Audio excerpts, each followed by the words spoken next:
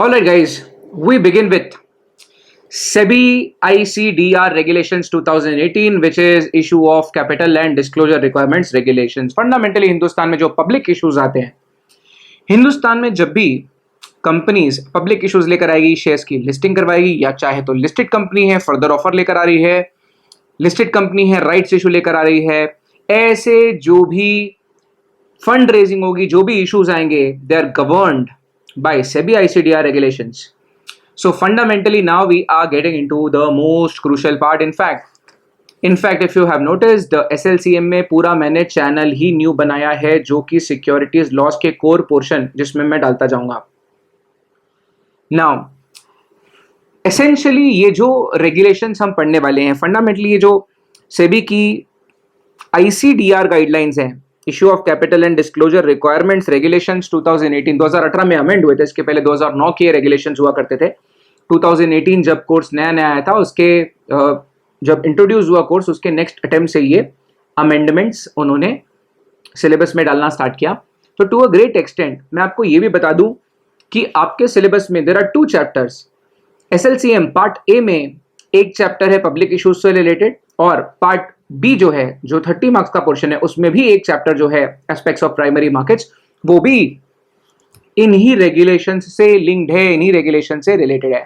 Okay, this is the part जो मजा आना आपको शुरू हो जाएगा. दिस इज द पार्ट जहां आप स्पेशलाइज करने लग जाओगे सिक्योरिटीज लॉज में. So let us begin with SEBI ICDR regulations. First things first, फिर से बताता हूं, आप चाहो तो अपने जो रेगुलर नोट्स आपको दिए हुए हैं, प्रिंटेड वाली जो बुक है आपके पास, उसमें नोट कर सकते हो कि 2 चैप्टर्स हैं, एक पार्ट ए में, एक पार्ट बी में. पार्ट ए में पब्लिक इश्यूज जो है वो भी ICDR रेगुलेशंस का ही है. जो पार्ट बी में एस्पेक्ट्स ऑफ प्राइमरी मार्केट्स वाला चैप्टर है, वो भी ICDR रेगुलेशंस का ही है. So what are we going to do next? हम लोग फंडामेंटली इस पूरे रेगुलेशन का स्ट्रक्चर समझने की कोशिश करेंगे. पूरा जो सेबी का रेगुलेशन है, जो हिंदुस्तान में कानून बनाई है जिस अथॉरिटी ने, that is of course Securities Exchange Board of India, and SEBI ने जो ICDR रेगुलेशंस बनाया है, first things first, as it is, सबसे पहले हमारा फोकस होगा कि हम उन रेगुलेशंस के स्ट्रक्चर की स्टडी कर लें. हमारा इंटेंशन ये है कि हम किसी भी तरह से स्ट्रक्चर्स को मास्टर कर लें. हमारा इंटेंशन है पहले तो जो सेबी की बनाई हुई रेगुलेशंस है, वो रेगुलेशंस के स्ट्रक्चर को, ढांचे को समझना, और फिर जो चीजें हमको पढ़नी है उसे रेगुलेशंस के साथ एज इट इज, सेबी के रेगुलेशंस में जो जो एक एक रेगुलेशन नंबर है, एक एक रेगुलेशन हम लोग देखेंगे. इसके साथ साथ जो ICDR रेगुलेशन के कुछ शेड्यूल्स हैं, वो शेड्यूल्स भी कोई कोई हैं जो हम बहुत डिटेल में देखेंगे. जो इलस्ट्रेशन सेबी ने अपने रेगुलेशंस में दिए हुए हैं, कई बार इंस्टीट्यूट वहीं से प्रॉब्लम्स उठा के पूछती है, वहीं से वो प्रैक्टिकल्स पूछती है. वो सारे प्रैक्टिकल जो सेबी के शेड्यूल्स में दिए हुए हैं, इलस्ट्रेशंस दिए हुए हैं, वो सारा हम लोग पढ़ने की कोशिश करेंगे. ये सबसे लेंदी, सबसे इंपॉर्टेंट, सबसे खास चैप्टर है, और इसके अंडरस्टैंडिंग के ऊपर काफ़ी सारी चीज़ें डिपेंड करती है. एक और चीज़ मैं बता दूं आपको, अगर आप पिछले कुछ अटेम्प्ट्स का वेटेज देखेंगे तो ये चैप्टर का वेटेज जो पार्ट ए और पार्ट बी दोनों मिला के कम से कम 15 से 20 मार्क का हो सकता है. लेकिन सेबी, जिसको भी अपन SLCM भी बोलते हैं, सिक्योरिटीज लॉज और कैपिटल मार्केट्स की खास बात यह है कि कभी कभी इंस्टीट्यूट की तरफ से हमको शॉक्स मिलते हैं. तो इंस्टीट्यूट क्या करती है, takeovers, insider trading, IPO, इनमें से कोई एक चैप्टर में बहुत जम के अटैक होता है. कभी कभी तो 20-20, 25-25 मार्क का भी एक चैप्टर से पूछ लेते हैं, और कभी कभी फिर 10-15 ही मार्क का पूछते हैं, या 5 ही मार्क का पूछते हैं. बट खास बात यह है, यहाँ पार्ट बी में भी एक चैप्टर है, पार्ट ए में भी एक चैप्टर है. ऐसा मान लेना ठीक होगा कि मिनिमम वेटेज जो होगा ये रेगुलेशंस का, वो 15 से 20 मार्क होगा. मतलब कि हम लोग यहाँ हमारे बैकबोन को स्ट्रॉन्ग करने की कोशिश करेंगे. ये पर्टिकुलर रेगुलेशंस पढ़ने के बाद हमारा सिक्योरिटीज लॉज में बैकबोन बहुत ज़बरदस्त मजबूत हो जाना चाहिए. हमारी जो ओवरऑल कॉन्सेप्चुअल अंडरस्टैंडिंग है वो ज़बरदस्त तरीके से बेहतर हो जानी चाहिए. Okay, so come on, let's try and understand the structure of SEBI ICDR regulations 2018. Now let's talk about this. तो सबसे पहली बात तो सेबी का जो ICDR रेगुलेशन है, हिंदुस्तान में कोई भी कंपनी पब्लिक इशू लाती है तो the question number one that one must ask is, sir, SEBI क्यों रेगुलेट करती है पब्लिक इश्यूज को? That should be the question number 1. So first things first, companies act 2013 chapter number 3, which is prospectus and allotment of securities. Now fundamentally public issues and private placement is talked about in the chapter 3 of Companies Act 2013, wherein it is clearly established. Chapter 3 Companies Act 2013 very clearly lays down, very clearly propounds that Hindustan mein whenever the company is coming up with a public issue, to Companies Act 2013 chapter number 3 prospectus and allotment of securities part 1 has to be followed. Now that part 1 has section 23 to section 41, and when you read section 24 you will understand that Companies Act 2013 section 24 very clearly says in India the power to regulate public issues will vest with Securities Exchange Board of India. Hindustan में जब भी public issues आएंगे, जब भी public से पैसा raise किया जाएगा, the power to regulate the public issues will be with the Securities Exchange Board of India, and that is the reason by virtue of that very power the SEBI makes the regulations, and the regulation that we are going to study was actually completely amended, completely इसके regulation number तक बदल गए 2018 में. 2021 में इसमें एक और amendment आई थी, वो भी आपके नोट्स में बराबर की हुई है. इनफैक्ट मार्च में भी अमेंडमेंट आई थी, फरवरी या मार्च में भी अमेंडमेंट आई थी. We have covered all the amendments, तो एटलीस्ट दिसंबर अटेम्प्ट तक के कोई टेंशन अपने को नहीं है. Now number 1, SEBI regulations. जैसे म्यूचुअल फंड रेगुलेशंस भी हमारे कोर्स में है, लेकिन वो रेगुलेशंस हमारे कोर्स में डिटेल्ड में नहीं है, डिटेल्ड एनालिसिस उसका हम लोग नहीं करते हैं. लेकिन take over, buyback, ESOPs, ICDR, delisting regulations, ये हमको बहुत डिटेल में हम लोग को पढ़ना होता है, बहुत डिटेल में हम लोग को समझना होता है, और इसीलिए एक एक रेगुलेशन, एक एक चीज हमको समझनी पड़ेगी. तो प्लीज अंडरस्टैंड, सेबी के पास एग्जीक्यूटिव पावर्स हैं रेगुलेशंस बनाने के. सेबी एक्ट तो लेजिस्लेशन है, लोकसभा, राज्यसभा और प्रेसिडेंट वो कानून बना सकते हैं, लेकिन जो सेबी रेगुलेशंस है वो पावर जो है मतलब सेबी के पास है, क्योंकि लॉज बहुत तेजी से इवॉल्व होते हैं, स्पेसिफिकली इन कैपिटल मार्केट्स बहुत जल्दी बिजनेसेस ग्रो करते हैं, और उसके साथ साथ रेगुलेशंस बदलने चाहिए. That is the reason the power is with the bureaucrats, that is executive. Now SEBI का ICDR regulation, that is issue of capital and disclosure requirements, इसका नाम भी इसको थोड़ा एनालाइज कर लेते हैं. सो इसका नाम issue of capital and disclosure requirements क्यों है? तो फंडामेंटली तो हम लोग पब्लिक इश्यूज ला रहे हैं, तो पैसा रेज किया जा रहा है यहाँ पे. डिस्क्लोजर रिक्वायरमेंट्स नाम इसीलिए क्योंकि एक बार आपने पब्लिक से पैसा रेज कर लिया, स्टेक होल्डर्स बढ़ गए हैं, number of share holders, securities holders company में बढ़ गए हैं, तो कंपनी में हर जो चीज़ हो रही है, कंपनी में जो भी इवेंट्स हो रही है, उसको डिस्क्लोज करते रहना चाहिए टाइम टू टाइम. एलओडीआर में भी ये चीज़ें आएगी, लेकिन टू अ ग्रेट एक्सटेंट उससे भी ज़्यादा रिलेवेंट ये है कि जब हम लोग पैसा रेज कर रहे हैं तो हम लोग प्रोस्पेक्टस इशू करेंगे. जब भी कंपनी फंड रेज करती है, हम लोग पब्लिक से जब फंड्स रेज करते हैं, हम लोग प्रोस्पेक्टस प्रिपेयर करते हैं, उससे रिलेटेड डॉक्यूमेंट्स प्रिपेयर करते हैं, and public is at mercy of promoters. You might remember the case that we studied in company law, which is New Brunswick versus Muggeridge.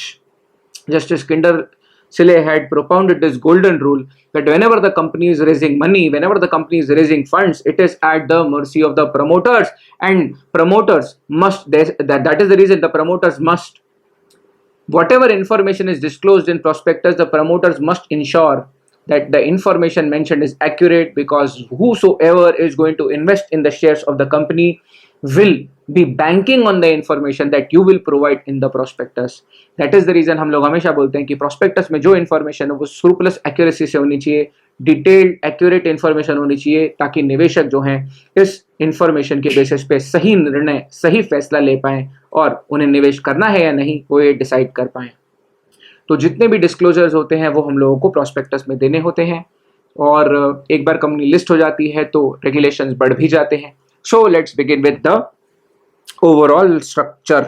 चलो, सो सबसे पहले तो SEBI ICDR regulation, SEBI issue of capital and disclosure requirements 2018 में सबसे पहली बात, chapter number 1 of course it's about preliminary. So you have applicability, then you have definitions, so that is what you study in the preliminary portion. Chapter 2 of this particular regulation, इस particular regulation का chapter number 2 जो है वो है सबसे ज्यादा crucial, ये हमारे लिए सबसे ज्यादा रिलेवेंट है, सबसे ज्यादा इंपॉर्टेंट है। Initial public offer IPO on main board. ये पूरे पिछले 6 महीने, पूरा पिछला 8-10 महीने आईपीओ या आईपीओ है, आईपीओ या आईपीओ है, तो आपको ये ज्यादा ध्यान देना होगा क्योंकि इसमें से ज्यादा पूछने की गुंजाइश है, इसमें से ज्यादा पूछने का चांस है, क्योंकि आईपीओस बहुत सारे हुए हैं और जब भी हमने देखा जिस भी साल में आईपीओस बहुत ज्यादा हुए, बहुत ज्यादा मार्केट्स ऊपर रहे, उस समय आईपीओ से क्वेश्चन ज्यादा आए थे। तो हो सकता है सेप्टेम्बर में वो लोग आईपीओ से रिलेटेड क्वेश्चन ज्यादा पूछे। Fundamentally IPO on the main board, इसका मतलब हिंदुस्तान में जो national stock exchange, Bombay stock exchange का मेन बोर्ड है जहां कंपनी लिस्ट होती है, उसके बारे में सारे रेगुलेशन चैप्टर 2 में है, जहां पर हम रेगुलेशन 4 से लेकर 55 का बात करेंगे। ये सारे रेगुलेशंस हम में से बारिंग फ्यू रेगुलेशंस, इसमें से बहुत कम रेगुलेशंस अगर छोड़ दें तो पूरे के पूरे रेगुलेशन हम लोग को भयंकर डिटेल में करने हैं। और भयंकर डिटेल में करने का फायदा ही फायदा है क्योंकि ये सेम टॉपिक आपको 100 नंबर के लिए सीएस प्रोफेशनल में भी वापस से मिलेगा, और साथ ही साथ एक और सब्जेक्ट है ड्यू डिलिजेंस, जहां पर ये टॉपिक दोबारा से आपको मिलने वाला है। सबसे पहले तो ये जो चैप्टर है, सबसे पहले मैंने इसको टिक मार्क भी करके रखा हुआ है, आपके नोट्स में भी हल्का सा हाईलाइटेड है और बहुत साइंटिफिक तरीके से नोट प्रिपेयर किए जाते हैं आपके। आपको बाकी चीजें समझनी पड़ेगी, अगर इसमें कुछ हाईलाइट किया हुआ है तो जरूर कुछ इसमें रेलेवेंट होगा। तो ये जो चैप्टर 2 है, इसको थोड़ा सा इसके अंदर के रेगुलेशंस भी एक बार डिटेल में देख लेते हैं क्योंकि सबसे ज्यादा हमको वही पढ़ना है। And I will come back to chapter 3, 4, 5, 6, 7, 8। तो ये जो रेगुलेशंस हैं इसमें तकरीबन 11 चैप्टर्स हैं और एक एक रेगुलेशन हम लोग एक एक चैप्टर में क्या है हम देखेंगे। लेकिन सबसे पहले जो सबसे कोर पोर्शन है हमारे कोर्स में, एसएलसीएम में सबसे ज्यादा जो हमको पढ़ना है वो है IPO on the main board के लिए चैप्टर 2 सेबी आईसीडीआर रेगुलेशंस। मैं इतने बार रिपीट करूंगा कि आपको खुद ब खुद याद आ जाएगा। कंपनीज एक्ट में सेक्शन याद करने की हमको इजीली आदत थी, सेक्शन से भी इजी याद करना होता है रेगुलेशन, सब रेगुलेशन, क्योंकि बहुत स्ट्रक्चर्ड। अगर आप बोलोगे ना सबसे स्ट्रक्चर्ड कानून कौन सा है, मुझे एट दिस मोमेंट लगता है कि सबसे ज्यादा स्ट्रक्चर्ड कानून सिक्योरिटीज लॉज में है। सेबी के रेगुलेशन सबसे ज्यादा स्ट्रक्चर्ड है, याद करना काफी आसान होता है। Let's talk about chapter 2 which is IPO on the main board. तो हिंदुस्तान की जब भी कोई कंपनी पब्लिक इश्यूज लेकर आएगी, वो पब्लिक इश्यूज के लिए कौन से रेगुलेशंस फॉलो करने पड़ेंगे वो हम देख रहे हैं। तो इस पर्टिकुलर चैप्टर का, इस पर्टिकुलर आईसीडीआर रेगुलेशंस का चैप्टर 2 जो है, वो चैप्टर 2 के कौन से पार्ट्स हम पढ़ेंगे और उसमें कौन से सेक्शन आएंगे, मैं आपको हल्का हल्का हाईलाइट दे देता हूं। तो सबसे पहले हिंदुस्तान में जब भी कंपनी पब्लिक इश्यू लाएगी, ये पर्टिकुलर चैप्टर 2 फॉलो किया जाएगा। ICDR regulation chapter 2 has to be followed अगर हिंदुस्तान में कोई कंपनी आईपीओ लेकर आ रही है। और चैप्टर 2 में पार्ट 1 जो है वो है एलिजिबिलिटी रिक्वायरमेंट्स। सबसे पहले हिंदुस्तान में कोई कंपनी अगर पब्लिक इश्यू लाना चाहती है, शेयर को बीएससी में, एनएससी में लिस्ट करवाना चाहती है, the most important thing is whether they are eligible to do it और not. Secondly convertible instruments issue कर सकते हैं क्या? इसमें सिर्फ वारंट्स इंपॉर्टेंट है, बाकी इसमें ज्यादा कुछ पढ़ने लायक, मतलब पढ़ने लायक तो ऑफ कोर्स है, लेकिन हम लोग इसमें से बहुत ज्यादा चीजें नहीं पढ़ेंगे। सिर्फ वारंट्स के इशू के बारे में पूरी कंडीशंस हम लोग देखेंगे। लेकिन हाँ, रेगुलेशन 4, रेग 4 टू रेग 8 या रेगुलेशन 4 टू रेगुलेशन 8 पूरा पढ़ना पड़ेगा। पार्ट 3 जो है, अगेन जब भी, ये भी इंपॉर्टेंट है, हाईलाइटेड पोर्शन है, मैं इसको बता दूं कि ये इंपॉर्टेंट है। कुछ ज्यादा इंपॉर्टेंट वाली चीजों को मैं अलग से स्टार मार्क कर रहा हूं, अलग से मैं हाईलाइट कर रहा हूं। I hope you will understand it. Now, part 3 में प्रमोटर्स कंट्रीब्यूशन है। तो जो भी कंपनी का आईपीओ आएगा, उस आईपीओ में, उस पब्लिक इश्यू में प्रमोटर को खुद की जेब से कितने पैसे लाने पड़ेंगे, that is what the promoter contribution is all about, and we will be checking out regulation 14 and regulation 15. Again, part 4 of chapter 2 is about regulation 16 to 22, जहां पर हम बोलेंगे कि प्रमोटर्स ने जो पैसा लेकर आए हैं, क्या उसका कोई लॉक इन पीरियड है, क्या वो जो प्रमोटर्स पैसा लेकर आए हैं और उस पैसे के बदले प्रमोटर्स को जो शेयर मिले हैं, वो शेयर्स का कोई लॉक इन पीरियड है क्या, उसकी ट्रांसफरेबिलिटी के लिए कोई नियम है क्या प्रमोटर्स को गिरवी रखवा सकता है, अगर गिरवी रखवा सकता है किसके साथ गिरवी रखवा सकता है, एक्सेट्रा एक्सेट्रा। फिर से रिपीट करता हूं, अगर हिंदुस्तान में पब्लिक इशू लाना है, हिंदुस्तान में पब्लिक से पैसा रेज करना है, आईपीओ लेकर आ रहे हो, शेयर्स को लिस्ट करवा रहे हो एक्सचेंज में, chapter 2 of SEBI ICDR regulation has to be followed. उसमें पार्ट 1 में सबसे पहले whether the company is eligible to come up with an IPO. Further part 2 जो है वो किसके बारे में, कन्वर्टेबल इंस्ट्रूमेंट्स, मतलब ऐसे कोई डेट इंस्ट्रूमेंट जो इक्विटी में कन्वर्ट हो सकते हैं, ऐसे इंस्ट्रूमेंट्स के बारे में बात करेंगे। पार्ट सी जो है प्रमोटर को कितना कंट्रीब्यूशन लाना पड़ेगा उसके बारे में है। पार्ट 4 जो है वो है प्रमोटर जो कंट्रीब्यूशन लाएंगे वो कितने समय के लिए लाएंगे। क्या उसको गिरवी रखा जा सकता है? मेरे कहने का मतलब जो प्रमोटर ने कंपनी में पैसे लाए, जिसके बदले प्रमोटर को शेयर्स मिले, वो शेयर्स कितने समय तक होल्ड करना पड़ेगा? क्या वो शेयर्स को गिरवी विरवी रखवा सकते हैं? क्या वो शेयर्स को ट्रांसफर वांसफर कर सकते हैं? ऐसी हर बात आपको मिलेगी पार्ट 4 में, जो कि है रेगुलेशन 16 से 22। पार्ट 5 अगेन हमको बहुत ज्यादा डिटेल में नहीं पढ़ना है, हम लोग ब्रीफली एक बार रीड करेंगे इसको कि lead managers have to be appointed. मेरे कहने का मतलब मर्चेंट बैंकर्स वगैरह को अपॉइंट किया जाएगा। तो हम लोग बात करेंगे लीड मैनेजर्स क्या होते हैं, लीड मैनेजर्स कौन होते हैं। Edelweiss, Kotak Mahindra, Kotak capital, then SBI capital, मेरिन लिंक, बहुत सारे लोगों के बारे में, बहुत सारे एंटिटीज के बारे में हम बात करेंगे, लेकिन मेजरली लीड मैनेजर्स के बारे में बात करेंगे। Again part 6 is about filing of offer document. तो सेबी के साथ ड्राफ्ट प्रोस्पेक्टस कब फाइल करना है, सेबी कैसे अप्रूव करेगी, फिर आरओसी के साथ कैसे फाइल करना है, आईपीओ शाईपीओ के आएगा आने के बाद। तो ये जो भी डॉक्यूमेंट्स हम तैयार करेंगे पब्लिक इशू से रिलेटेड, इसे कब कैसे फाइल किया जाएगा, सारी बातें रेगुलेशन 24 to 26। द रीजन मैं रेगुलेशन के साथ चल रहा हूं is because once you read all the regulations, once you are done with all the regulations, there will be no doubt in your mind, you will be very very very confident about these regulations. And what will happen is, no matter कौन सा case लो आता है, no matter कौन सा सवाल आता है, आएगा तो ये सवालों से ही, क्योंकि हिंदुस्तान में, पूरे हिंदुस्तान की सभी कंपनियों को यही कंप्लायंस करना है। इसमें तो ऐसा है भी नहीं कि कोई रूल वूल अलग से है, सेक्शन अलग से है। जैसे कंपनीज एक्ट में होता था कि सेक्शन अलग, रूल अलग, दोनों को देखो। यहाँ तो सबसे बढ़िया बात है, मेजोरिटी चीजें रेगुलेशंस में दी हुई है और रेगुलेशन के साथ शेड्यूल है, वो भी हम लोग देखने वाले हैं। तो सवाल ही पैदा नहीं होता कि अगले 8 सेशंस में या 10 सेशंस में जब भी जो वीडियो आया, अगर आपने एक बार देख लिया, सवाल ही पैदा नहीं होता कि कोई केस टॉप से ना बने, क्योंकि इससे ज्यादा कुछ है ही नहीं। मॉड्यूल से ज्यादा मैंने इसमें कवरेज दिया हुआ है। अगर आप मॉड्यूल को नोट से कंपेयर करोगे, आप यही पाओगे कि मॉड्यूल से ज्यादा हमने कवरेज दिया हुआ है, अपडेटेड है हमारा सब स्टफ। तो डिस्क्लोजर्स क्या क्या होंगे फाइलिंग ऑफ ऑफर डॉक्यूमेंट में?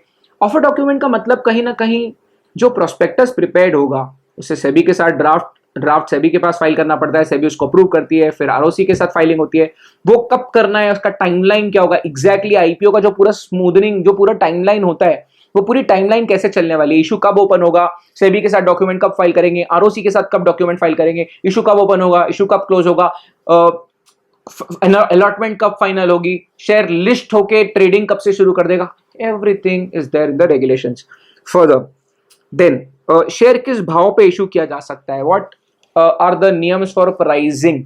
तो प्राइसिंग के बारे में हम लोग रेगुलेशन 27 to 30 देखने वाले हैं। तो pricing, price band, etcetera, differential pricing, ये सारे रेगुलेशन जो हैं हम लोग बहुत टाइट रखने वाले हैं। We are going to be very very very airtight on all these regulations and trust me, once you are done with this regulation, there is no कोई क्वेश्चन या केस लॉ पैदा हुआ ही नहीं है जो ये पढ़ने के बाद सॉल्व नहीं हो, क्योंकि इससे ज्यादा सेबी ने कोई नियम बनाए ही नहीं है।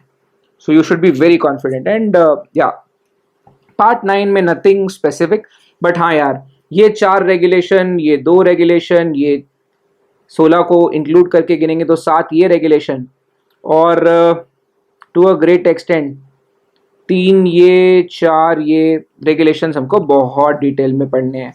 ये भी 4, 5, 6, 7, 8, ये भी 5 है, तो 5 और 7 14 और फंडामेंटली 21 रेगुलेशंस हमको पढ़ने हैं, जो कि हम तोड़ के पढ़ेंगे, तोड़ के। ओके, सो आपके नोट्स में आप लोग को थोड़ा सा मैं हल्का सा गाइडेंस देना चाहता हूँ सबसे पहले कि किस तरह हम मूव करने वाले हैं। तो आप लोग नोट्स को देख सकते हैं, रेगुलेशन 3 दिया हुआ है, और एक डेफिनेशन जो बहुत ही ज़्यादा इंपॉर्टेंट है QIB की दी हुई है, और फिर हम लोग सीधा रेगुलेशंस में घुस जाएंगे, सीधा रेगुलेशंस की बात करना शुरू कर देंगे। तो बहुत ही स्ट्रक्चर्ड तरीके से हम लोग बात करने वाले हैं यहाँ पे, और ऑफ कोर्स मैं हैंड रिटन नोट्स बनाऊंगा और बहुत क्लैरिटी देता जाऊंगा। लेकिन मैं एक बात आपको बताना चाहता हूँ कि हैंड रिटन नोट्स तो मैं दूंगा ही दूंगा, हैंड रिटन नोट्स तो अपन बनाएंगे ही बनाएंगे साथ ही साथ, लेकिन वो हैंड रिटन नोट्स के साथ आपको एक ही काम करना है, आपको सिर्फ एक बार रीड कर लेना है। ये जो भी नोट्स एक बार रीड कर लोगे काम हो जाएगा। Okay, so let's get started guys. हम लोग सबसे पहले शुरू करते हैं कुछ बेसिक्स से। मैं आपको थोड़ा सा कंपनी लॉ के बेसिक्स भी बताता हूँ, ताकि अगर आपके माइंड में कोई कंफ्यूजन हो, कोई भूली विसरी यादें हो चैप्टर 3 कंपनीज एक्ट 2013 के बारे में, तो वो भी आपको याद आ जाए। तो क्योंकि फंडामेंटल गवर्निंग कानून तो कंपनीज एक्ट में ही है ना, शेयर कैपिटल से रिलेटेड जितनी दुनियादारी की बातें हमने की है, वो सारी चीज़ें हमने कहाँ पढ़ी थी, वो सारी चीज़ें हमने पढ़ी थी कहाँ, कंपनीज एक्ट के चैप्टर 3 में और कुछ कुछ चैप्टर 4 में। तो let me first of all begin with absolute basics and eventually we will get into SEBI ICDR regulations. चलिए शुरू करते हैं। Alright guys, so let's first of all get the basics right. हम लोग 2 मिनट के लिए कंपनीज एक्ट 2013 में आ रहे हैं so that foundation word tight हो। सबसे पहले तो यार कंपनीज एक्ट 2013 में शेयर कैपिटल से रिलेटेड क्या क्या था। To be very very very specific, आप लोगों को याद होगा चैप्टर 3, कंपनीज एक्ट चैप्टर 3 जो है वो prospectus and allotment of securities के बारे में बात करता है। और चैप्टर 3 में खास तौर पर 2 बातें बहुत क्लियरली हमको पता होनी चाहिए। नंबर 1, चैप्टर 3 का पार्ट 1 पब्लिक इश्यूज के बारे में बात करता है और पार्ट 2 प्राइवेट प्लेसमेंट के बारे में बात करता है। इसका मतलब हिंदुस्तान में पब्लिक इश्यूज आएंगे तो कंपनीज एक्ट 2013 का आपको फॉलो करना पड़ेगा part 1, that is section 23 to 41। और प्राइवेट प्लेसमेंट होता है no problems, only section 42 read with rule 14 of the companies act chapter 3। Now अब पार्ट 1 जो है, जो पब्लिक इश्यूज को लेकर था, उसके मैं कुछ बेसिक सेक्शंस आपको करवाना चाहता हूं। आपने किया भी होगा तब भी इट्स ऑल राइट, मैं फिर भी चाहूंगा कि एक बार आप सुने। नाउ सेक्शन 23 सबसेक्शन 1 क्या बोलता है? प्रिसाइसली यही तो वो बेस चार्जिंग प्रोविजन है जहां पब्लिक कंपनीज पब्लिक इशू ला सकती है। ये लिखा हुआ है, पब्लिक कंपनी में issue securities A to the public by complying with part 1 of this chapter, B through private placement by complying with part 2 of this chapter, C through rights issues, bonus issues by complying section 62(1)(a और section 63 Companies Act, और अगर listed company है तो उसके लिए जो SEBI regulations है वो भी। Now important बात, by complying part 1 of this chapter, तो पब्लिक कंपनीज पब्लिक इश्यूज लाएंगी तो उन लोगों को नेचुरली फॉलो करना पड़ेगा सेक्शन 24, और सेक्शन 24 में लिखा हुआ था power of SEBI to regulate issues and transfer of securities etcetera. तो जहां आपने पब्लिक इश्यूज की बात की, जहां आपने लिस्टिंग की बात की, वहां पर सेबी के पास पावर्स है। SEBI can actually govern the public issues in India. That is the reason आप लोग पढ़ रहे हैं सेबी के रेगुलेशंस को, ठीक है। नाउ इसके अलावा इशू ऑफ शेयर्स से रिलेटेड और कहीं पे कोई बात लिखी हुई थी क्या? Again the answer is yes. Issue of share capital से रिलेटेड बातें जो थी उसमें सेक्शन 62 काफी इंपॉर्टेंट है आपके साथ बात करना। सेक्शन 62 के बारे में भी मैं आपको थोड़ा बताता हूँ, please do not gate confused about anything. बस मैं आपको इतना बताना चाह रहा हूँ कि इट वाज द सेक्शन 62 जहां पर issue of shares to outsiders की बात हुई थी। मतलब कंपनी के जो एग्जिस्टिंग शेयर होल्डर्स हैं, अगर उन एग्जिस्टिंग शेयर होल्डर्स को छोड़कर आप आउटसाइडर्स को शेयर इशू करोगे तो सेक्शन 62(1)(c) भी फॉलो करना पड़ता था। और of course existing share holders हैं, उन्हीं को शेयर देना है, राइट्स इशू आप लोगों को फॉलो करना पड़ता था, ठीक है। So I hope that is very very very clear. I hope and I assume कि ये चीजें आपको काफी काफी काफी क्लियर हैं। आपको कोई सेक्शंस याद करने को नहीं कह रहा है, लेकिन मेरा काम है आपको बेसिक चार्जिंग प्रोविजंस के बारे में बताना। तो 2 मिनट के लिए मैं आपको इसको अच्छे से कॉन्टेक्चुअलाइज करके अच्छे से एक जगह पे लिख के भी देता हूँ। डू नॉट वरी, आप ऐसा मत सोचिए कि मैं आपको इसके बारे में कहीं कुछ लिख के नहीं दूंगा, ऐसा नहीं है।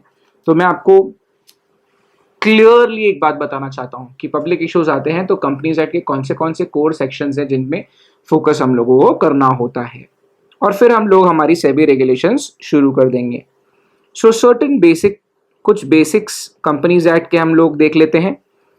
मैं नोटिस इसलिए करवा रहा हूँ कि मैं चाहता हूँ कि आप लोग इंटर्नशिप में अगर सीधे कोटक कैपिटल चले जाएं या कोई भी मर्चेंट बैंकिंग कंपनी में चले जाएं। हमारे अभी सचिन जैन है, अभी वो पैंटोमैथ एडवाइजरी ज्वाइन किया है, तो सर्टनली पहले ही महीने में उसने एसएमई की लिस्टिंग में काम किया। तो सर्टनली आई बिलीव कि आप भी इंटर्नशिप के लिए अपॉर्चुनिटीज अच्छी देखेंगे। एटलीस्ट सीखने के पॉइंट ऑफ व्यू से इंटर्नशिप अच्छी जगह करे तो ज़्यादा बेटर है। सो टू अ ग्रेट एक्सटेंट थोड़े से बेसिक्स की बात कर लेते हैं। नाउ सबसे पहले तो यार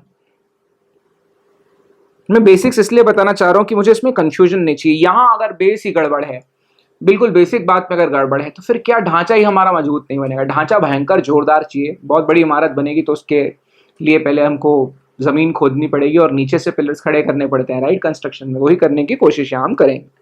तो सबसे पहले तो कंपनीज एक्ट 2013 के कुछ प्रोविजंस देखते हैं। कंपनीज एक्ट 2013 चैप्टर 3 बात करता है प्रोस्पेक्टस एंड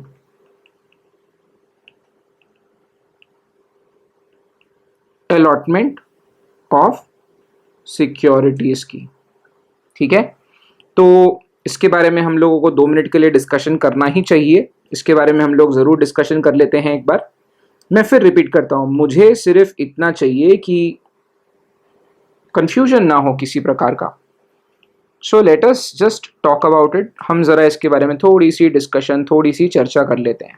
ठीक है, तो चैप्टर 3 जो है उसमें साफ लिखा हुआ है, ये चैप्टर 3 के 2 पार्ट्स हैं, पार्ट 1, पार्ट 2।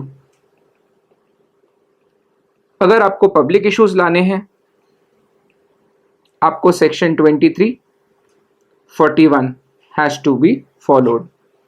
और प्राइवेट प्लेसमेंट, ऑफ कोर्स यहाँ हम प्राइवेट प्लेसमेंट की बात नहीं करेंगे, लेकिन आगे चल के प्राइवेट प्लेसमेंट के बारे में QIBs, जब हम QIPs, क्विप्स के बारे में बात करेंगे, क्वालिफाइड इंस्टीट्यूशनल प्लेसमेंट्स के बारे में बात करेंगे, प्रेफरेंशियल अलॉटमेंट के बारे में बात करेंगे, है सेबी रेगुलेशन में, तब इसकी बेसिक नॉलेज जरूरी होगी।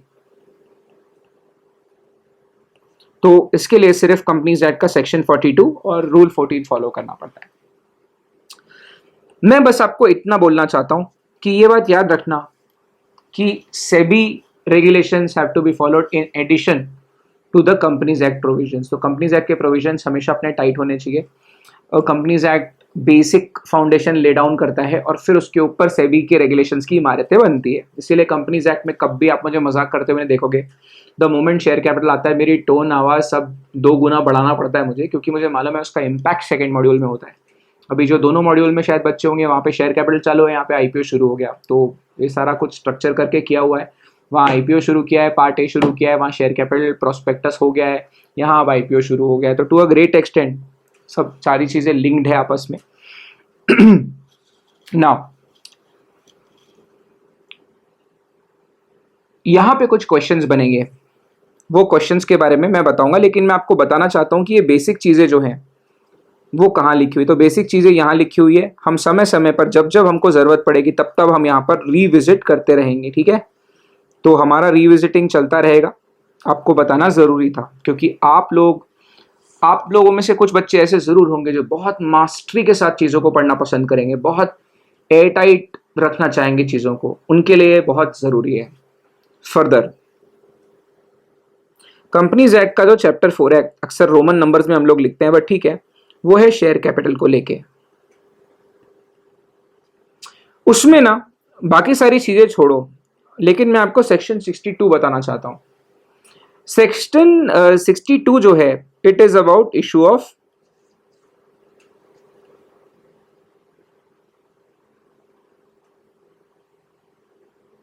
Further issue of capital.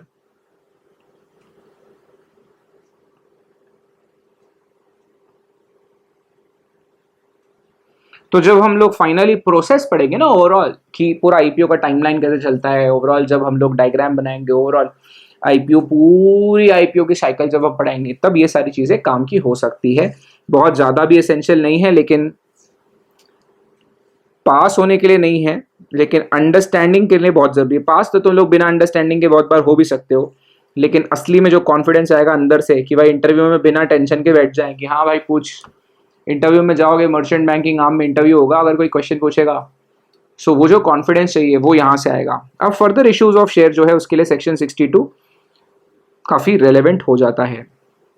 और एक लास्ट चीज़ मैं आपको बताना चाहूँगा कि कंपनीज एक्ट में एक डेफिनेशन हमने पढ़ी थी, ये एक ऐसी डेफिनेशन है कि वीक से वीक बच्चा ज़रूर पढ़ के आता है। तो आपने प्राइवेट कंपनीज के बारे में सुना हुआ है, तो एक ग्राउंड रूल जो है प्राइवेट कंपनीज का वो आपको पता होना चाहिए। That ground rule is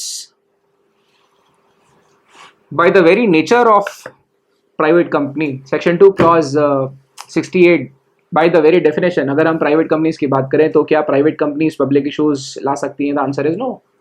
why? Because the definition of private company is a company which has got minimum paid up capital as may be prescribed and which by its articles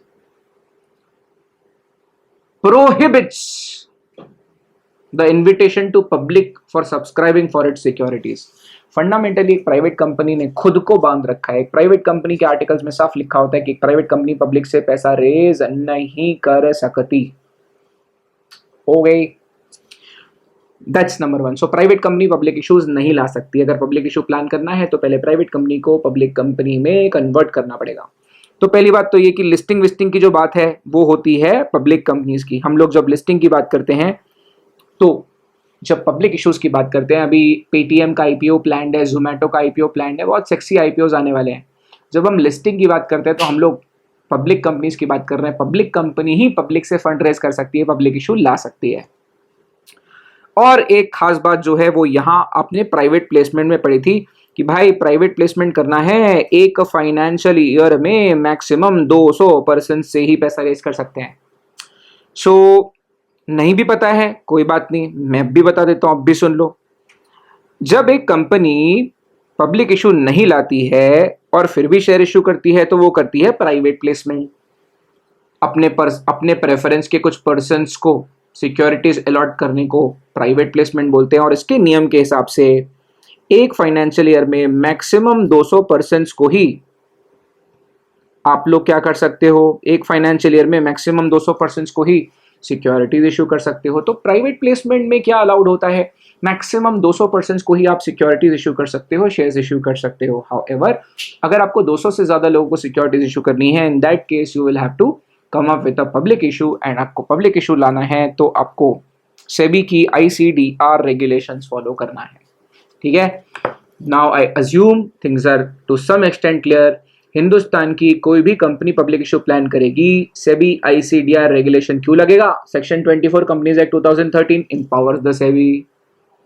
now SEBI के ICDR regulation का structure भी हमने देख लिया। सेबी के ICDR regulation में भी हम लोग आए तो सेबी के ICDR रेगुलेशन में बहुत सारी चीजें हैं, है ना। तो सेबी के ICDR रेगुलेशन में बहुत सारी चीजें, और उन बहुत सारी चीजों में से हमारे सबसे ज्यादा काम का क्या होने वाला है? हमारे सबसे ज्यादा काम का होने वाला है ये चैप्टर 2 ऑफ ICDR रेगुलेशंस, जहां पर हम लोग IPOs के बारे में बात करेंगे। तकरीबन मैंने 21 रेगुलेशंस आपको बोले हैं जिसको हम मास्टर करने की कोशिश करेंगे। उसके इलस्ट्रेशन जितनी दुनियादारी हो सकती है उससे रिलेटेड सब पढ़ने की कोशिश हमारी होगी। इसके साथ ही साथ अब जो कंपनी ऑलरेडी लिस्टेड है, जो कंपनी पब्लिक से पैसा रेज कर चुकी है, IPO ला चुकी है, स्टॉक एक्सचेंज में लिस्टेड है, वो अपने राइट्स इश्यूज भी ला सकती है। वो अपने एग्जिस्टिंग शेयर होल्डर्स को भी शेयर्स इशू कर सकती है। सर क्या मिसाल, 2020 रिलायंस इंडस्ट्रीज 54,000 करोड़ रुपए का राइट्स इशू आया। रिलायंस इंडस्ट्रीज ने 54,000 करोड़ रुपए का राइट्स इशू लाया 2020 में। तो राइट्स इशू कैसे लाया जाता है ये भी हम लोग को देखना होगा। सो ऑफ कोर्स राइट्स इशू काफी डिटेल में हम लोग पढ़ेंगे, और मैं तो बोलता आया हूं कि रिलायंस के राइट्स इशू के बाद ये टॉपिक काफी इंपॉर्टेंट हो गया, क्योंकि 54,000 करोड़ रुपए का राइट्स इशू था। हिंदुस्तान में आज तक सबसे बड़ा IPO जो आया है वो 15,000 करोड़ का रहा है, कोल इंडिया लिमिटेड, सरकारी एंटिटी। तो राइट्स इशू अगर 54,000 करोड़ रुपए का हो तो लोगों की नजरें जरूर उस पर जाती है। और काफी it was talked about, one of the most talked about rights issue, and 54,000 crore raise किए 2020 में लॉकडाउन के समय।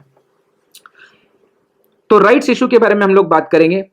इसमें आपको लगता होगा अरे बाप रे बाप 40 रेगुलेशन पढ़ने, जबकि ये बिल्कुल सोच आपकी गलत है। एक बार जो बेसिक रेगुलेशंस चैप्टर 2 में हमारे हो जाएंगे, रेगुलेशन 4 to 55 जो बेसिक रेगुलेशन है, बेसिक रेगुलेशंस के ऊपर बहुत सारी गाड़ी चलती है। इसमें सिर्फ कुछ कंडीशंस हमको पढ़नी होती है। So we will check out, ये हम लोगों को पढ़ना है। साथ ही साथ chapter 4 of ICDR regulations provide for FPOs। आप बोलोगे sir how it is different from rights issue. यार देख, FPO और राइट्स इशू में डिफरेंस है। अगर एक लिस्टेड कंपनी अपने ही एग्जिस्टिंग शेयर होल्डर्स से पैसा रेज करे, राइट्स इशू। एक लिस्टेड कंपनी और पैसा रेज करना चाहती है, कोई भी दे दे सब चलेगा, अपनी कंपनी के बाहर वाले भी पैसा देंगे चलेगा, फॉलो ऑन पब्लिक ऑफर या further public offer, then we will talk about preferential issue, अगर कंपनी के प्रमोटर्स कंपनी में पैसा लगाने को तैयार है, अगर कंपनी के प्रमोटर्स ही बोल रहे हैं यार मैं लगाता हूं 1,500 करोड़ रुपए, तो कंपनी सिर्फ कंपनी के प्रमोटर को शेयर इशू करेगी, तो उसको क्या बोलेंगे, पब्लिक इशू? बिल्कुल नहीं, it will be called as preferential issue, जिसके बारे में अगेन हमको काफी डिटेल में पढ़ना है। क्वालिफाइड इंस्टीट्यूशनल प्लेसमेंट या क्विप्स जो है, क्विप्स ओल्ड सिलेबस में बहुत डिटेल में हुआ करते थे, फिर जब न्यू सिलेबस आया तो उन्होंने इसको डिटेल से हटा दिया, कोर्स से हटा ही दिया उन्होंने। लेकिन अब जो फाइनली 2021 में जो नया मॉड्यूल इशू हुआ है एसएलसीएम का, उसमें वापस से क्यूआईपी की एंट्री हो गई है। तो qualified institutional placement again has become very very very important, but काफी डिटेल में ये नहीं दिया है, जबकि बहुत छोटा सा रेगुलेशन था, अगर कोर्स में डालना था तो पूरा डाल देते, लेकिन उन्होंने पूरे डिटेल में नहीं दिया है। इसके बेसिक्स हमको पढ़ने हैं, मतलब कि कंडीशंस, और 2-3 पन्ने का ही रेगुलेशन होता है, काफी आसान है, आ गया तो स्कोरिंग है, बहुत मजेदार portion. Then IPO of IDRs, जैसे हमने एडीआर पढ़ा, जैसे हमने जीडीआर पढ़ा, ADR is American depository receipt और GDR is global depository receipt, बिल्कुल वैसा ही हमने आईडीआर के बारे में भी बात की थी। विदेशी कंपनियां हिंदुस्तान में डिपॉजिटरी रिसीट्स इशू करके पैसा रेज कर सकती है। आज तक तो वैसे हिंदुस्तान में सिर्फ स्टैंडर्ड चार्टर्ड बैंक ने ही किया है, लेकिन अगर वो फ्यूचर में कोई विदेशी कंपनी हिंदुस्तान में डिपॉजिटरी रिसीट्स इशू करना चाहे, कैसे करेंगे उसके बारे में भी हम पढ़ेंगे। लेकिन यहाँ पर भी हमको बेसिक्स पढ़ना है, ये हमको पूरा पढ़ना है, ये हमको पूरा पढ़ना है, ये बेसिक पढ़ना है। Rights issue of IDR not has been provided, तो ये प्रोफेशनल में मेरे ख्याल से होता है, एग्जीक्यूटिव में नहीं होता। Again IPO by SMEs, Hindustan में छोटी मध्यम वर्गीय कंपनी, मंझली कंपनियों की हालत बहुत खराब थी। 2004-2005 तक हालत बड़ी खराब थी, हालत बड़ी खस्ता थी। हर 2 साल में 26% स्टार्टअप, 26% एसएमई शटडाउन हो जाती थी, और हर 4 साल में 51% एसएमईज, छोटी मंझली कंपनियां बंद हो जाती थी। सरकार ने बोला कुछ करना पड़ेगा, क्या करें क्या करें क्या करें। तो पहले तो कांग्रेस सरकार थी, मनमोहन सिंह जी उस समय के प्रधानमंत्री थे, उन्होंने ये देखा कि यार क्या कर सकते हैं। 2004 में उनकी सरकार बनी थी पहली बार कांग्रेस की, मतलब मनमोहन सिंह सरकार पहली बार जो बनी थी 2004 में वो बने ना प्राइम मिनिस्टर। तो उन्होंने कहा यार पहले तो समझते हैं कि प्रॉब्लम क्या है। 2 चीजें पता चली, 2 प्रॉब्लम्स पता चली। एक प्रॉब्लम ये था कि फाइनेंशियल बॉटलनेक्स, मतलब एसएमईज के पैसे फंसे हुए रहते थे। एसएमईज बड़े बड़े कंपनीज को माल सप्लाई करती थी और बड़ी बड़ी कंपनीज टाइम पे पेमेंट नहीं देती थी, तो पैसा फंसा हुआ रहता था। That was problem number 1। तो सरकार ने क्या किया, एमएसएमई एक्ट 2006 में एक micro small and medium enterprises act लेकर आ गए, जिसमें उन्होंने बोल दिया कि एमएसएमई से जो माल खरीदेगा 45 दिन के अंदर एमएसएमई को पेमेंट देगा। एक प्रॉब्लम सॉल्व हो गई, लेकिन प्रॉब्लम बहुत बड़ी थी। एक और बहुत बड़ी प्रॉब्लम ये थी कि जो छोटी मंझली कंपनियां थी, उनका पूरा सोर्सेस ऑफ फंड जो थे वो सिर्फ और सिर्फ बैंक्स के ऊपर डिपेंडेंट थे, फाइनेंशियल इंस्टीट्यूशंस के ऊपर डिपेंडेंट थे पैसों के लिए। तो हिंदुस्तान में छोटी मंझली कंपनियां जो थी वो सिर्फ बैंक्स पे डिपेंड करती थी, सिर्फ कर्जा लेना पड़ता था, और कर्जा लेते थे तो बैलेंस शीट में डेट आता था। बैलेंस शीट में डेट आता था तो फिर 1-2 साल भी खराब हो गए अगर एसएमई के, कंपनी का खेल खत्म। इसीलिए उन्होंने Bombay stock exchange, national stock exchange के स्टेक होल्डर्स के साथ इंगेज करना शुरू किया, और ये डिसाइड हुआ कि हिंदुस्तान में छोटी मंझली कंपनियों के लिए भी एक अलग से प्लेटफॉर्म बनना चाहिए, जहां पर वो आकर अपने इक्विटी शेयर इशू कर सके और उनको कंप्लायंस काफी कम करना पड़े। 2010 में पहली बार बॉम्बे स्टॉक एक्सचेंज ने अपने एसएमई प्लेटफॉर्म लेकर आया, एसएमईज के लिए लिस्टिंग अपॉर्चुनिटीज लेकर आया। छोटी मंझली कंपनियां भी बॉम्बे स्टॉक एक्सचेंज में अपनी कंपनीज को लिस्ट करवा सकती थी। खास बात ये थी कि छोटी मंझली कंपनियां जो है वो लिस्ट तो करवा लेंगी, लेकिन उनके ऊपर जो लीगल कंप्लायंसेस है वो काफी कम होंगे। जो बड़ी दिग्गज एंटिटियों को, मेन बोर्ड पे जो कंपनियां लिस्ट होती है उनको तो बहुत कंडीशंस लागू होती है, लेकिन जो एसएमई बोर्ड है उनके लिए सेबी ने काफी लीनियंट रेगुलेशंस रखे हैं। बाद में तो बीएससी ने 2010 में पहली बार लिस्टिंग किया, वही फिरोज जीजाबाई टावर्स में ही एक कंपनी थी, उसका आईपीओ आया था, एसएमई आईपीओ आया था 2010 में। और बाद में एनएससी ने भी अपना एक प्लेटफॉर्म बनाया जिसका नाम है एनएससी इमर्ज। तो दोनों ही स्टॉक एक्सचेंज ने अपना अपना एसएमई प्लेटफॉर्म बनाया है। तो छोटी मंझली कंपनियों को लिस्टिंग कैसे करवानी है वो भी हम पढ़ेंगे। Then IPP is institutional, IGP is institutional growth platform. मुझे ऐसा क्यों पता नहीं लगता है कि ये एग्जाम में आने के चांस रखता है, क्योंकि 2021 में ही तो इसका नाम ये रखा गया है। इसके पहले इसका नाम इंस्टीट्यूशनल ट्रेडिंग प्लेटफॉर्म था, अभी वो पूरे 2018 की रेगुलेशन भी उन्होंने हटा दिए। मैंने इतना बड़ा कंपाइलर बनाया था सारी सेबी रेगुलेशंस का, फिर वो 2021 में अमेंड हो गया, तो उसको मैंने वापस से फिर वो थैंकफुली वो स्पाइरल बाइंडिंग की हुई थी, तो मैंने थैंकफुली उसके 3-4 जो पेजेस थे वो हटाए और ये नए रेगुलेशंस लागू किए। 2021 में इंस्टीट्यूशनल ग्रोथ प्लेटफॉर्म आ गया है। ये हिंदुस्तान की स्टार्टअप्स कम्युनिटी के लिए, हिंदुस्तान में जो सिलिकॉन वैली बन रही है, हिंदुस्तान में जो स्टार्टअप्स आ रहे हैं, वो स्टार्टअप्स की लिस्टिंग सही तरीके से हो पाए, स्टार्टअप्स हिंदुस्तान में ही रहे, हिंदुस्तान से ही पैसा रेस करे, हिंदुस्तान में ही लिस्टिंग करवाए, इसको इंश्योर करने के लिए ये आईजीपी प्लेटफॉर्म बनाया गया है। क्योंकि क्या है, हिंदुस्तान में लिस्टिंग की कंडीशन इतनी कठिन थी कि बड़ी बड़ी कंपनियां विदेश में जाके पैसा रेस करने लग गई थी, which was absolutely sad. Indian entities use to look for listing outside India, specifically more so in Singapore and the like jurisdictions. तो हिंदुस्तानी सरकार ये बात को समझती है, सभी ने भी इस बात को समझा, और अब हमने ला लिया है इंस्टीट्यूशनल ग्रोथ प्लेटफॉर्म। तो यहाँ पर जो आईटी कंपनीज हैं, जो टेक कंपनीज है, न्यू एज टेक कंपनीज है, उनके लिए स्पेसिफिक प्लेटफॉर्म बनाया है सिर्फ उनकी लिस्टिंग के लिए। बहुत ही इंकरेजिंग, बहुत ही इंटरेस्टिंग चैप्टर है ये, मज़ेदार है ये चैप्टर, बहुत मजा आएगा इसको पढ़ने में। हम लोग सबसे पहले शुरू करने वाले हैं chapter 2 of ICDR regulations, which is IPO on the main board. Regulation 4 से लेकर रेगुलेशन 55 हमारा ये पोर्शन होगा। मैं आपको बता दूं, इस चैप्टर का मेजर चंक, मेजर हिस्सा वो चीज़ पढ़ने में ही जाएगा, वही पढ़ने में हमारा टाइम जाएगा, और उसके बाद ही हम लोग rights, FPO, preferential, QIP and so on उसके बारे में बात करेंगे, ठीक है। तो मैं आपको ये भी बता दूं कि जब अब हम पढ़ेंगे तो मैंने किस तरह से चीज़ें अरेंज करके रखी हुई है। तो IPO जो है तकरीबन ये 30 पन्ने का टॉपिक है, और उसमें से भी 3-4 पन्ने तो सिर्फ रीडिंग वाले ही होते हैं। उसके बाद फिर हम लोग आगे जाते जाएंगे, ठीक है। मैंने मेरे क्लासिफिकेशन के लिए भी, आपकी क्लासिफिकेशन के लिए भी, जब जब न्यू टॉपिक आएगा तब तक आपको ऐसी अलग से ही हेडिंग दिख जाएगी, so you need not worry about it. आपको पता चल जाएगा आसानी से कि कौन से कॉन्सेप्ट्स में, मतलब कहाँ पर हमारे रेगुलेशंस बदल रहे हैं, और मैं आपको ऑफ कोर्स गाइड करता रहूँगा। तो ये सारी चीज़ों पर हम तब आएंगे जब हमारा क्या खत्म हो जाएगा, मेन बोर्ड का IPO समझना क्लियर हो जाएगा। बाकी सारे कॉन्सेप्ट देखिए 2-2, 3-3 पन्ने के हैं, और इवेंचुअली हम लोग बहुत मज़ेदार बातें करेंगे यार। तकरीबन पेज नंबर 19, पेज नंबर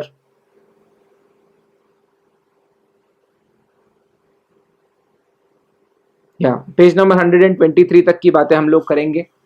तो तकरीबन काफ़ी सारे सेशंस इसमें लगने वाले हैं, और काफ़ी क्रिटिकल होगा ये आपकी सिक्योरिटीज लॉस के नॉलेज के लिए। और again I would just like to share with you all that recently I have told you this, I am telling you this again. I was part of a very elite course in Government Law College Mumbai, wherein these concepts were discussed by, actually वहाँ पर public issues के बारे में हमको जो faculties मिली थी वो मिली थी सिरिल अमलचंद मंगलदास की। तो सिरिल अमलचंद मंगलदास में जो लेजेंडरी एडवोकेट्स, लेजेंडरी लॉयर्स हैं, उसमें बहुत बेहतरीन तरीके से हम लोग को बहुत ही रियल में जो स्टफ़ होता है वो हमको बताया गया।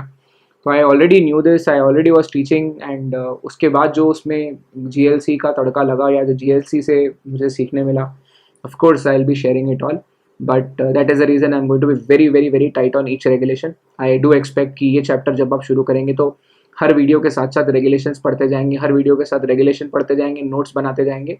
और ये चैप्टर जब से शुरू होता है तब से आपको बहुत ही डिसिप्लिन तरीके से इस चैप्टर को फॉलो करना पड़ता है, क्योंकि जैसे ही ये खत्म होगा, जैसे ही ये चैप्टर खत्म होगा, तुरंत डीलिस्टिंग आ जाएगा। वो डीलिस्टिंग अलग अटेंशन डिमांड करेगा आपका। उसके बाद जैसे ही वो खत्म होगा, तुरंत क्या आ जाएगा, इनसाइडर ट्रेडिंग टेक ओवर। तो अब जो ये रेगुलेशन शुरू हो गए हैं, each regulation demands your attention, each regulation will attract you. एक एक रेगुलेशन की अलग खास बातें हैं, और आपको साथ साथ मेरे साथ साथ ही पढ़ते जाना होगा, और टाइटली कॉन्सेप्ट्स को पढ़ते जाना होगा, ठीक है। तो लेट्स बिगिन, एंड हम लोग सबसे पहले शुरू कर रहे हैं IPOs on the main board, ICDR regulation. उसका ICDR रेगुलेशन का हम लोग शुरू करने वाले हैं chapter 2, regulation 4 to 55। Let's get started.